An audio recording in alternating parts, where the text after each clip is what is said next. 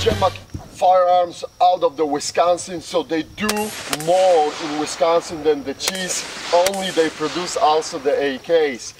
We started with our standard push-up test, and as much as we try to put the pressure on that magazine well and pushing the mag down the ground, I don't think so. The push-up test, for me, it's like a given freebie, 3 points. And in this situation, there was absolutely nothing happened wrong on the push-up test. And the rifle performed perfectly, 5 rounds down the range, no issues whatsoever. To spice it up, we have decided to add the pull-up test. So Paul hooked up the rifle for me in the pull-up position. I performed the pull-ups on it. Again, that's kind of good stress point on the magazine well, again, because the rifle is basically hanging on the magazine only. And again, you know, I'm 185 pounds, no deformation on the magazine well, and it would withstand perfectly, no issues whatsoever. Then we moved to our SUV drive over test, and we had to first day we had a lot of rain, so the ground was very soft. We ran over it, you shoot it, it was working perfectly, but to prevent any controversies from, you know, like people saying, oh, ground was soft, it really doesn't matter. So we have decided to wait for a dry day, like we have today, put it on the harder ground, and then I drove over again. And this time I didn't stop, I just plowed through it with all 4 wheels. But again, you pick it up, the rifle. Yep, and loaded the magazine, and all rounds went down range. All rounds went down range. We checked the alignment on the mag well, no deformation, no end pop syndrome, okay? Good job, that's a Nodak receiver, no surprise, these are very good receivers. So, after the drive over test, we moved to the next phase, which was a drop test. Yep. And drop test, Paul, first you drop on the side of the side rail, if I remember this correctly. The side rail did catch some scratches, no big deal. You sent all the 5 rounds, no malfunctions, no problem. No problem. Then you flip the rifle to the side charging handle side, and you drop on the charging handle again. Some serious scratches on the charging handle, and I think so the front post got beat up as well. But you loaded magazine, 5 rounds, downrange, absolutely 0 problems. But I wasn't happy with it. I wanted to see how this is going to perform, you know, if we'll put a little bit more beating to that rifle.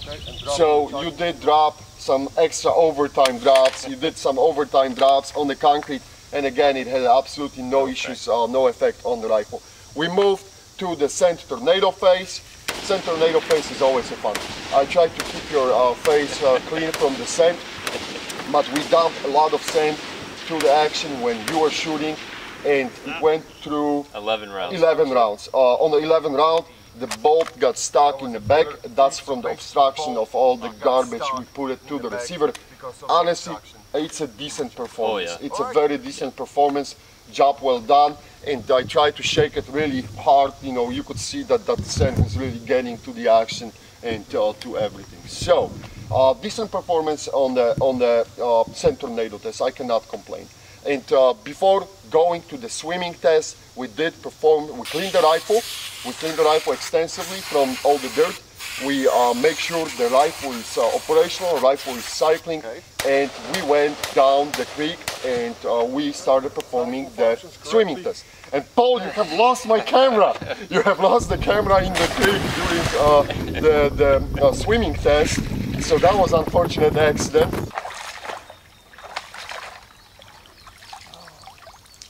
Oh, Rob, we lost the camera. Oh man, how's that happen? But we'll continue. We'll continue the test. Oh, shit.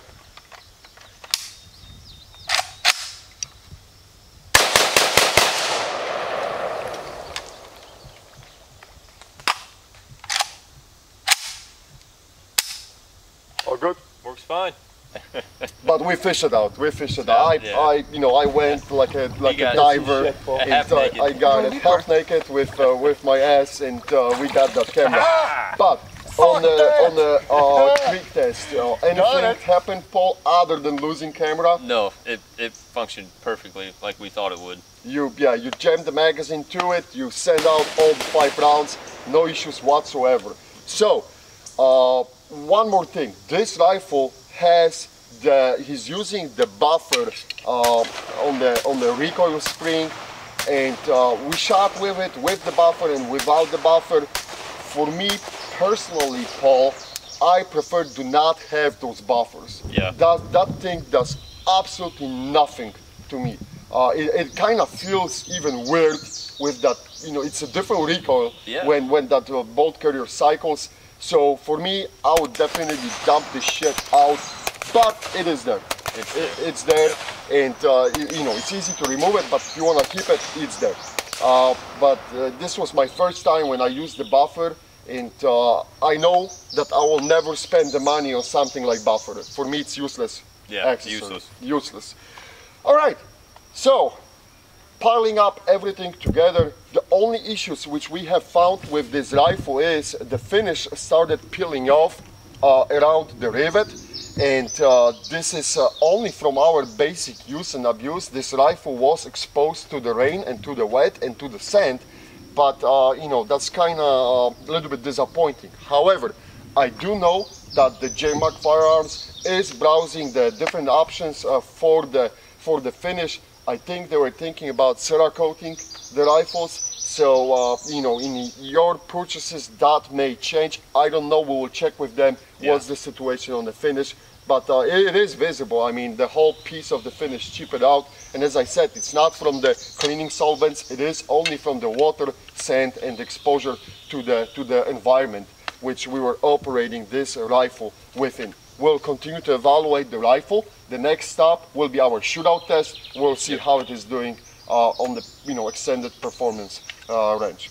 Other than this, so far so good. Yep. Please let us know if you have any questions. We'll be more than happy to answer it, and thanks for watching, guys.